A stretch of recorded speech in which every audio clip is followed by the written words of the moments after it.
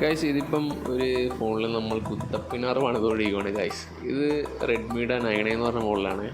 കസ്റ്റമറിന് പൊട്ടിച്ചാണ്. അതിൻ്റെ ഡിസ്പ്ലേ പോയി, ഫ്രെയിം ബെൻഡായിപ്പോയി, അതേപോലെ തന്നെ സ്റ്റോറേജ് eMMC ഇളകിപ്പോയി. അതിൻ്റെ കൂട്ടത്തിൽ കുറേ പ്രിൻ്റ് പോയി,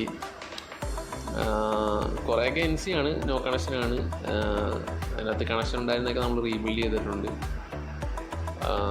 അതേപോലെ തന്നെ സ്റ്റോറേജ് അതിനകത്തും കുറേ കണക്ഷൻസ് പോയിട്ടുണ്ട്. അതെല്ലാം നമ്മൾ റീബിൽഡ് ചെയ്തുകൊണ്ടിരിക്കുകയാണ് ഗായ്സ്. ഇതിനകത്തെന്ന് പറഞ്ഞു കഴിഞ്ഞാൽ നമ്മൾ ഒരുപാട് വർക്ക് ചെയ്തിട്ടുണ്ട്. Power IC പൊട്ടിപ്പോയായിരുന്നു. പവർ IC നമ്മൾ വേറെ റീപ്ലേസ് ചെയ്ത്, അതിൻ്റെ ഉള്ളിൽ കണക്ഷൻസ്, ബോർഡിൽ കണക്ഷൻസ് പോയിട്ടുണ്ടായിരുന്നു, അതെല്ലാം റീബിൽഡ് ചെയ്ത്.